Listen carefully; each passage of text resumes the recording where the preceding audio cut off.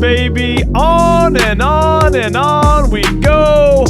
Number 9 in a row is in the books, ladies and gentlemen. What's up? It's your boy, the Red Lettuce, Kyle here for Court Cousins. How you doing, second cousins? Now we have history set up on a platter for this Orlando Magic franchise tonight against the Nets.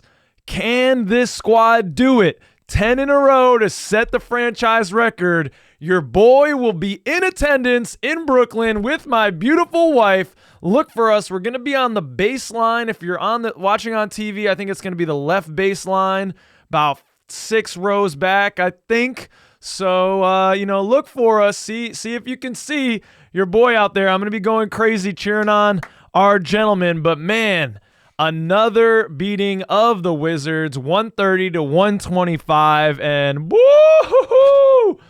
Oh, the Wonder Kid, he was so spectacular. Yes, the next Dirk Nowitzki, dare I say? Should I say it? Oh my goodness, I don't think I should. It's too much. Let's knock on the wood. Wow. 330 pieces, back to back to back. Franz is catching fire. Man, he's on one right now. The third straight game, as I said, 31. And not just that, 7 boards, 8 assists, 9 of 17 from the field. Come on, man. You got to be kidding me. The kid is efficient. Let's go.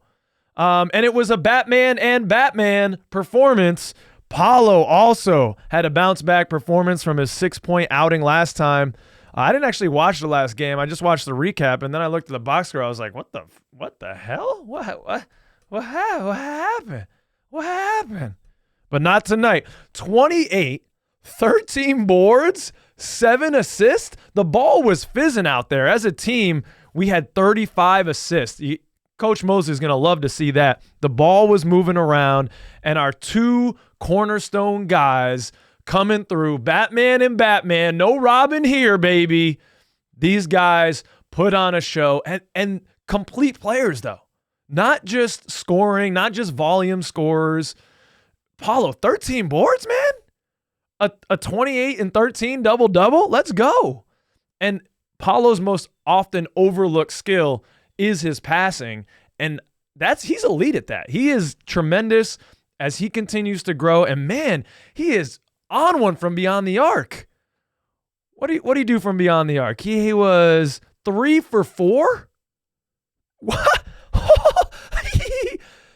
3 for 4 from beyond the arc. He's shooting 45.8% from 3 this year, ladies and gentlemen. That was the big question for me coming into this year. I said in our Discord, I think our Court Cousins Discord, if you join the Patreon, go check that out. You can be in the Discord. I said early, Franz Wagner is our best scorer. That's what I said at the beginning of the year because he has already been a 3-level scorer. And Paolo's, 3-point shot was yet to be discovered. Last year, he shot 29, about 30% from beyond the arc. Not horrible for a rookie, but not something that people had to respect. If he keeps doing this, man, teams are going to have to respect it. And you have to step out and defend Paolo and Franz at the 3. Jalen's shot coming around, shooting like 37% from beyond the arc. That was the big question mark for our team coming into this year. Can we shoot the 3 ball? And just to make, not that it's going to be our bread and butter. We're not going to be that type of team ever just because of the personnel that we have and the strengths that we have. But can we make teams respect it? And if we do this a little bit more consistently, teams are going to have to start respecting the Orlando Magic from beyond the arc. Man, what a tremendous victory. I mean, it didn't start pretty. I'll say that. There was definitely some fouling early, turning over the ball early. We had 5 turnovers in the first quarter. It didn't end too bad, 14 total, but early on, just bad fouls, turning the ball over. Couldn't seem to sit down and guard. And, I was on Pro Sports Fans app with Philip Rossman Reich. We do a 30-minute show every Thursday. And, he said there are some cracks here in the foundation. It's not all rainbows and sunshine. And we see that, right? In the first quarter against a lowly Wizards team. There's just too much fouling, too much turning the ball over early, especially from that starting unit. But man, Joe Ingles, he keeps coming into himself, right? There was some questions in the Twitter sphere, in the Orlando Magic community early on, and rightly so, started off slow. But man, he's been coming on. Great game. He was shooting it confidently. Plus 13. That's Pisha's plus-minus player of the game. Highest plus-minus on the team. 14 points, 3 rebounds, 7 assists. He is facilitating the rock out there, and facilitating no more than any other person to Moritz Wagner. I don't know if that makes sense. He's really connected to Moritz Wagner. That's what I'm trying to say. Moritz in the fourth, I don't know how many points he had. He had like 12 or 14, 12 or something points in the fourth quarter. Let me see if I can bring it up right here. Here she is. Moritz in the fourth had 12 points. And I'd wager a few of those, although Ingles came off probably early in the fourth, were from Moritz Wagner. Moritz just solid, man. Just so good at creating passing lanes with movement and space, feigning screens, setting good screens, and rolling hard. He will shoot it, so teams have to respect it. He has been tremendous, man. Just absolutely fantastic. Another highlight, if you're watching the broadcast at home, a nice moment with Dante talking about Arnie Duncan and some of the motivation strategies he's been using and how he's been connecting specifically with Jalen Suggs and the bond that they've had, working on mindfulness, mindful breathing, being in control, having a clear vision, and enjoying the process. Man, if you watch the Court Cousins episodes, you know mindfulness and checking in with each other, that's important stuff. And I love that Arnie Duncan is really seeming to bring another element to the team, which is really integral for a young team who's learning how to become winners and balance, the attention that's going to come. Because if you're a young person, and we all been there, and you're getting all this attention, all these accolades, it's easy to let go of the rope, to not continue to be in the process. And that moment with Dante, peeled back the curtain a little bit to show some of what Arnie Duncan has done for this team to keep the vision of Coach Mosley clear and to be another leadership voice in this locker room. So shout out to you, Dante. That was very insightful. But yeah, as the game went on, the first half was a little rocky. The third quarter started to go our way. The outcome started to go our way. We started to get our foul calls, started to get to the line a little bit more, that cleaned up the turnovers, and, got back into our rhythm. It didn't necessarily end as decisively as we would like. The Wizards stayed around, and we let them stay around. We weren't able to really sit down and stop them for multiple possessions and then get out a lead. And to their credit, they came back a couple times, had some runs late of themselves. They did not lie down. They kept playing. Kyle Kuzma's head was in his hands at the end of the game. You feel for these guys. Obviously we want to win the game, but man, they're putting it all out there, and they're coming up short. If you look at the box score too, it's super, super close game. Both teams 89 shots. Both teams shot pretty much 50% from the floor. We shot 1% better from the floor. They shot 28 threes. We shot 31. They made one more three-point shot than we did. They got to the line 31 times. We got 33. Just super duper even. I guess the difference is we made 4 more free throws than they did. And then turnovers were even. We won the points in the paint. We won the boards. You always look at those things when, for this team, that's integral for me. That's what I look for. If we're winning those things, we're probably winning the game. And also points off of turnovers was even tonight. So again, very even game. And if you're expecting us to kind of elevate, and as Philip said on our recent show, play to the expectation of the team, not the competition. We saw a little bit of that. But, to be honest, I thought the Wizards were going to be better this year. I don't know. I do like their roster.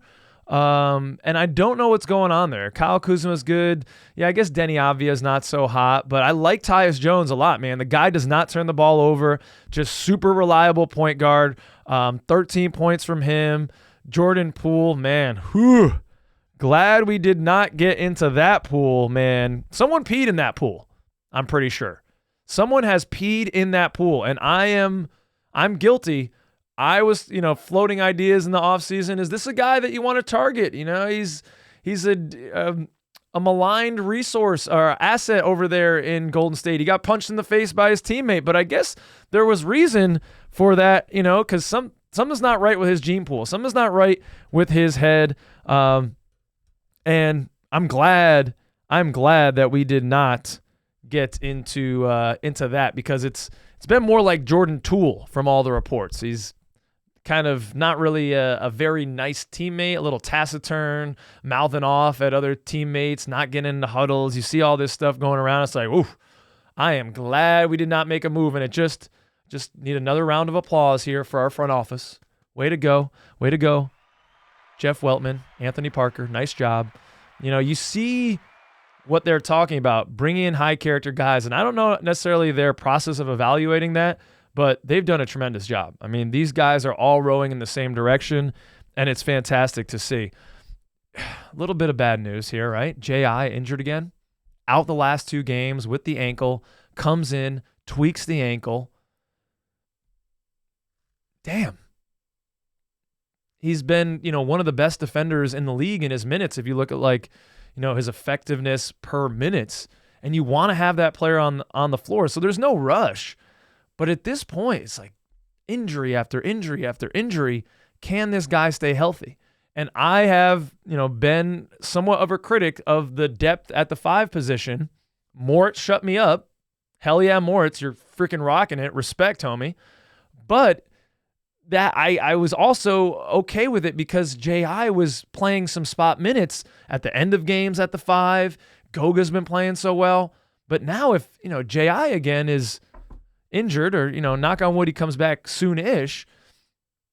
Wendell's out. You've got 2 centers who are consistently injured. You saw Goga get in some foul trouble.